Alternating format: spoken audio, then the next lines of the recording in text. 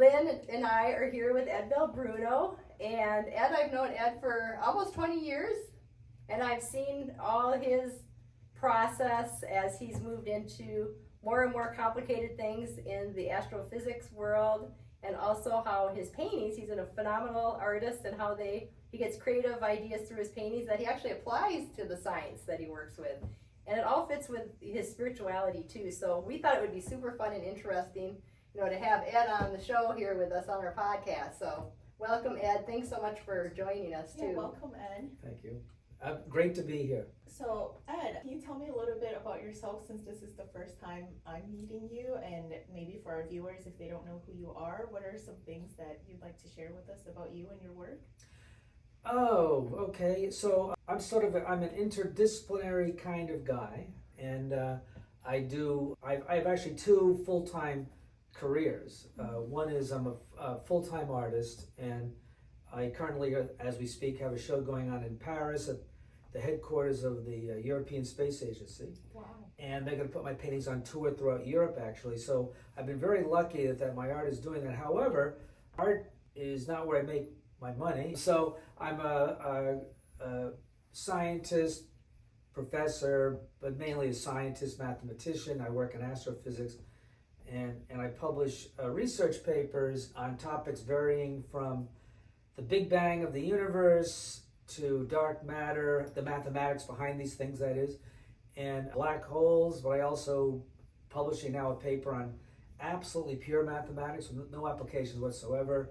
So I'm very active in that, and I teach, so I'm doing that. However, as Maureen had indicated, spirituality's been a huge part of what I'm about. Mm-hmm. I don't have the interest to the point where I want to give up the other things just to do that. But on the other hand, it's interwoven into everything I do. Mm. As Maureen had mentioned, I actually use the painting in my scientific work, believe it or not. One of the things that I'm noted for in the science world is that back a long time ago in the 1600s, a long time ago. Probably was. Yeah, probably was with you. Was. Yeah, we've all been right. together I can't joke with like this with you guys. No, but it was in the mid-1980s when I took a position at NASA at the Jet Propulsion Laboratory out of Pasadena. I came up with a theory on how to get spacecraft around the solar system using no fuel. They would use the interacting gravities of the planets and would sling them around. And wow. And I came up with a theory of how to use chaos of the gravitational fields interacting to get spacecraft to move from A to B, or like, for example, to the moon with no fuel. They thought I was crazy doing that. I came up with the first verifiable route to the moon, never used, but on paper with a computer simulation, where it came from a painting. They gave me a short period of time to come up with this route, otherwise my job would have been on the line. And I explained that they said we would like to have a route that goes from Earth to the moon and gets to the moon with no fuel. And I said it's never been done. I'm told you can't do it. And the guy said we have 3 months to do it because the director of the JPL is interested in the study we're doing. And I felt at the time that I was being set up to fail, so they would get rid of me because I wasn't getting along with the NASA very well, because they're engineers and I'm a mathematician, and just like oil and water. Mm-hmm.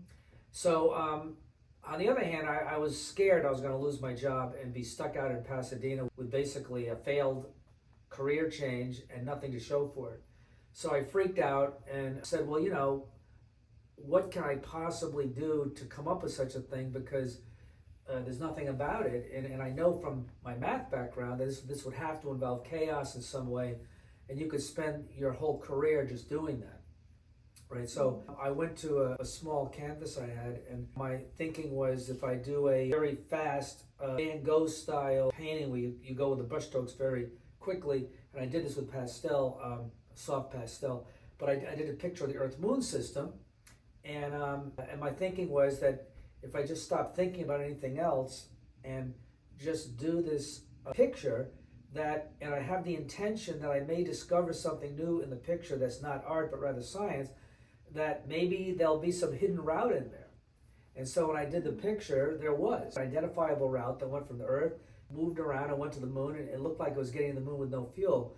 So believe it or not, I went to the beginning of the paintings where you started, and I translated an art picture, which is not even accurate. It's just an art picture, but I translated the starting point of that trajectory into what the numbers might be, and from where it was located, you can get a sense of how fast it was going. So I took those numbers that I guesstimated, it was just a guess, and put them in the JPL NASA computer system, and turned it on, and it actually made the same trajectory that went to the moon with no fuel. It was purely a miracle. That is fascinating. Yeah, that is amazing. Tell what happened though with the job.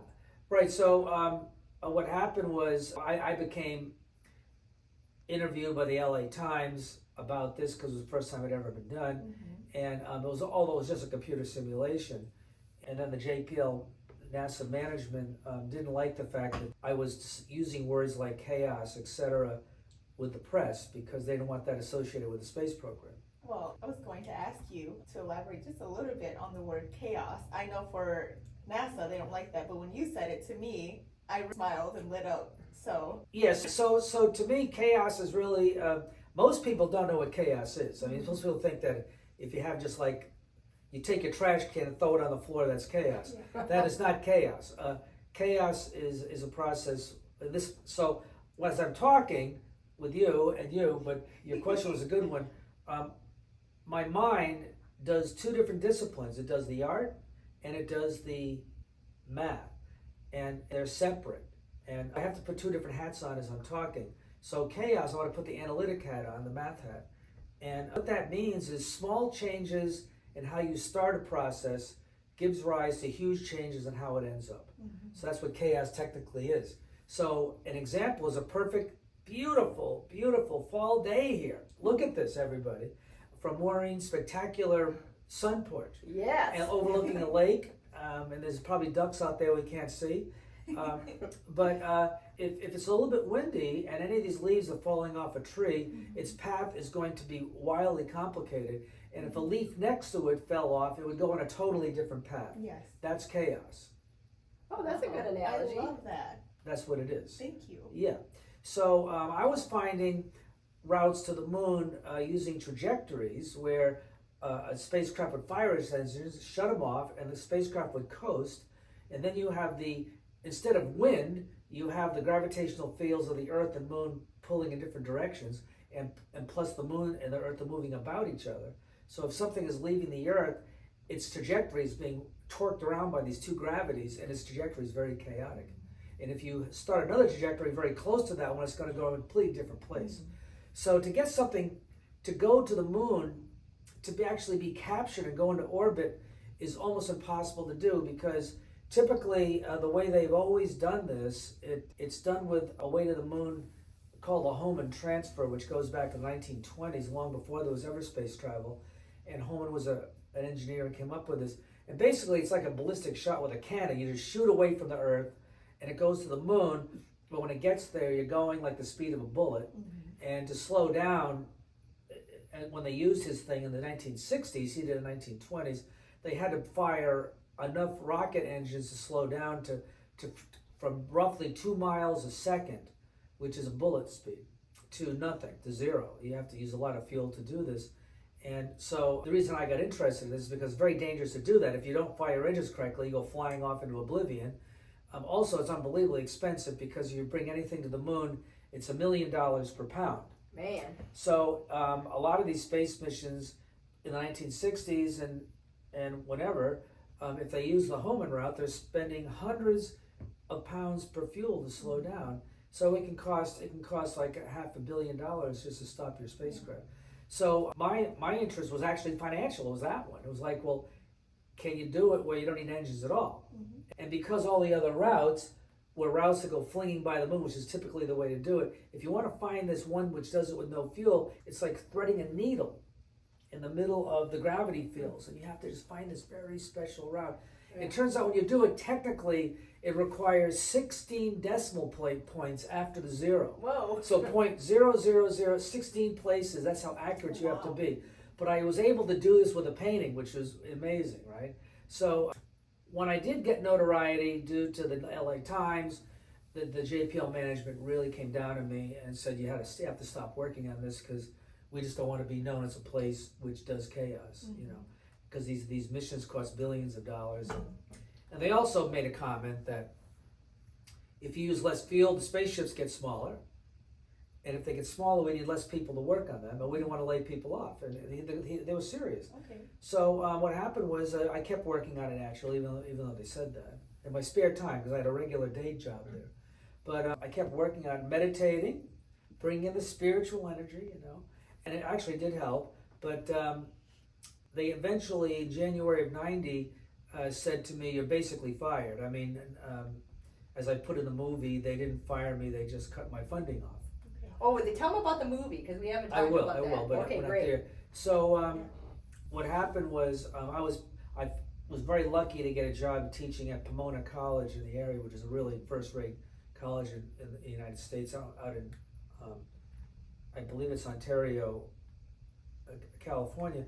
And so that happened in April '90. I was incredibly relieved that happened. And there was a particular day when, because before this happened, I was like, when I was basically almost fired, I felt like my world was coming to an end. And as I said I'll talk about this movie in a second, but as I said in the movie, you know, the week that happened, my girlfriend at the time left me. I broke out in hives, and when I ran over a dog and I went to see how it was doing, it bit me, you know, so everything was going wrong, right? So when I finally got this job at teaching, I was able to let go of all the stress, because I wasn't going to be left with a mortgage and nothing, right? So and that job started in September. So I said, great, I got a few more months here at JPL. They gave me a little bit of funding to make sure I get to that point of September. And so it was one particular day, I was in my cubicle, and although it had a door on it, and I just let go. I said to myself, you need to let go of your anger of how you were treated here, the anger that they didn't believe you, the anger that you're in this precarious situation. And because I was there for like 4 years and it was just not a good experience. So I let it go, and it was a genuine let go, because I always get asked this, like, how do you let go, right? So you can't give a formula for it. And I think you mentioned you had a moment where you were enlightened for a moment with that experience, and that's just an example of what happens when you let go. Yes. You let go, and that particular day I said, I don't need to prove to NASA, nobody, what I'm about. I don't care if they believe this route to the moon or not. I really don't give two crapolas, and I'm out of here. And when I really genuinely did that, I felt like 1 million pounds just came off my shoulders at that moment. And it was definitely one of these moments where the universe came rushing in when I did that. And right when I did that, there was a knock on my cubicle door, and there was an engineer there I'd never seen before. And he told me about how Japan had a failed mission to the moon, and they wanted to rescue it by getting their relay craft that was going around to the moon, going around the Earth to the moon, but it had no fuel on it. And he said, I heard about your work here. I've been asked quietly by Japan to see if we can rescue their mission by getting that one to the moon. But he goes, I've heard about your work. And he goes, I know you're really political here. He goes, frankly, I think your work is bullshit. But he said, I have to tell the Japanese and the staff, you know, that I've tried everything. And the moment he asked me that, I just had my letting go experience. The moment he asked that, it was like I saw an image of how to do it in my mind. And I told him, try this. And he said, that'll never work. And I said, well, just go to the computer program, type in these numbers, and you see that what's going to happen is it's going to go by the moon, not directly to it, go out 4 times the Earth-Moon distance, which is 1,000 miles. I'm sorry, 1 million miles. It's going to arc around and come back. When it comes back, it'll be captured for no fuel. And he said, that'll never happen. And he came back the next day after trying it, and it did. And he said, holy crap, this really does work, right? Yeah. So we faxed it off to Japan. They verified it. They were amazed. And literally a year later, April of '91, they took that mothercraft out of Earth orbit and brought it to the moon. And it got captured at the moon in my trajectory, October 2nd, 1991. Wow. And so it revolutionized space travel, and now they're all using it. All the countries are using this route. So whereas before, when I walked into aerospace conferences and I was like hiding because they thought my work was embarrassing, I just recently went to one in Germany where I walked in and had not been to one of these conferences in years, and I was like, people wanted my autograph, and these young guys are saying, "Oh my God, it's Dr. Belbruno," you know, and I was in a whole different world. Isn't that interesting? It's like a Wow. pioneer is never accepted Yeah. right away, it seems But like. a painting did this. It's So amazing. ultimately, it That goes is back to so that painting. fascinating. So now the Yeah. European Space Agency, so that the original painting I did 3 years earlier, which was not for the Japanese, just gave this kind of route in general. NASA said to me at the time, "No one's ever going to use this because this route you have takes 2 years to the moon." And I said, "Look, someone will use it." So it turned out the European Space Agency used it in 2004, That's great. and they got one of their spacecraft to the moon. So now the European Space Agency has that painting, and they have it hanging up in their visitor center. Now, do you have a photo of this on your website, your painting? Yeah. I think I remember seeing it, so I'll put it on the video as a little, it's just so everyone knows what we're referring to. Yeah, it's a pastel, and now it's hanging in Paris. And if you go to my website, which is edbelbruno.com, And I'll link it. yeah, okay, thank you. You'll see on the home page, show in Paris, and it announces that if you go where the exhibitions are, you'll see a show in Germany, and it has the same set of paintings. Because I have now 2 shows with the European Space Agency, and if you look at those paintings, you'll see at the bottom of the list is that particular pastel. Now, what's funny is I work my butt off to try to do these spectacular oil paintings and acrylic paintings, and they're 20,000 feet long, and all this other stuff. This is a simple pastel. I only probably took a couple hours to, not even that, took 30 minutes to do it, because it was not intended to be a work of art, rather. But now it's really well known, and when the director of the European Space Agency unveiled it, because I donated it to them, and he unveiled it in Germany, he said, "Today Darmstadt," which is the town in Germany, "tomorrow Paris," and that's where they are, and he goes, "and then the Louvre." Now he's in a position to not guarantee that, but I would put it this way, I wouldn't be surprised if it ended up there, or a museum in that order.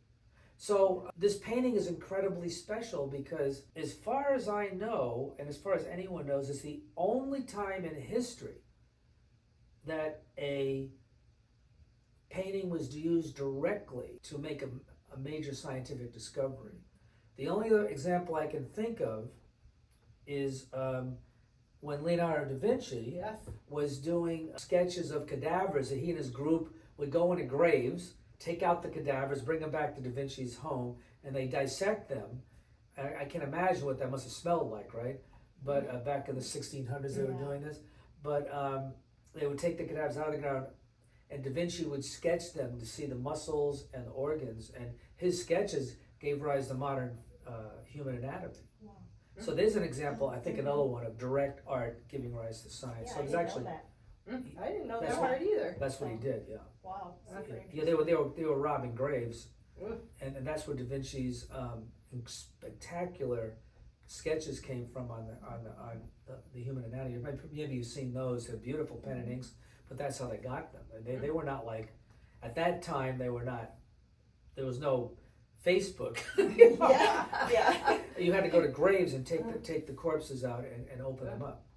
Yeah. And they had to be fresh because Oh.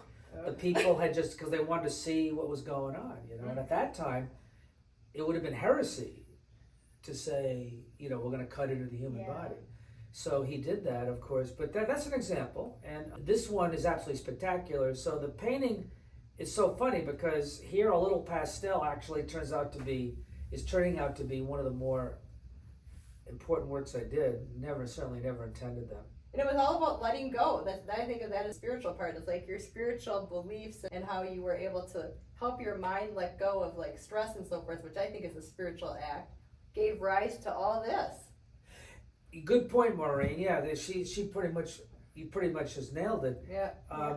If you look at all this stuff and just get rid of all the trajectories and everything else, it all boils down to that letting go moment. Well, something I just thought about too was things were really chaotic for you. The chaos. It was totally chaotic. That's true. Yeah, and then out of all that chaos, you let go, and this came out of it.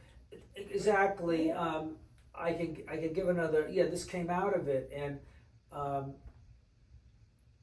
there's another spectacular example I can give of this, much shorter story though, and it's recent. It only happened basically a year and 3/4 ago. Okay. So this is before I had my major show in Germany, European Space Agency Center, and then now the one in the headquarters in Paris. And it's going to go on now to many other countries in the European Union, I hope. I'm sure it's going to happen. Well, I don't want to say I'm sure. I was told that one was going to happen, but nothing has been signed yet. You know how that goes. So you have to get it on paper. Nowadays on email, right? That's a good start. Yeah, it's a good start.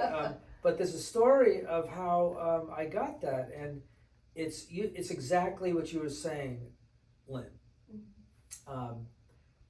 It's chaos giving rise to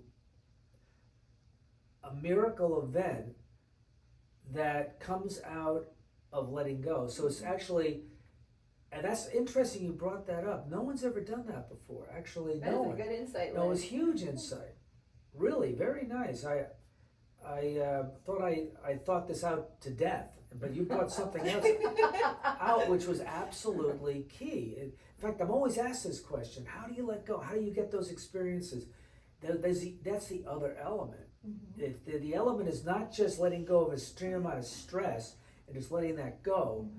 There's an element of chaos going on at the same time, and then you let go, and then you get the miracle. So when you had your I'm going to describe this other event, but you described that you had your moment where you did that. Was that a similar kind of thing? Oh, it was exactly like that. My life was in extreme chaos, the most chaotic. Yes. And I sat down for a few minutes and I let go. Same kind of thing. And then it just rushed in and something miraculous happened. Yes. Yeah, I think that is how it works too. Yeah. Have you had something like Oh, that yeah. with the chaos? And a lot of people that I've met that have gotten, that really feel like they've changed suddenly, that seems to be the case. It's like nothing's working, and so then you're forced to let go. Yep. Yeah, you're forced. And I think that's the other part of this. You have to be at the bottom of the barrel of your life, and then the chaos, and then you do it. But if you're at the bottom of the barrel of your life and you're on drugs, it's not going to work. You need the energy there. Yeah, You or have to have that drinking. energy. Yeah. But you can't be a heroin addict and say, I'm letting go. It's just not going to do anything, right? So here's another example of this. For those listening, you're going to find this fascinating.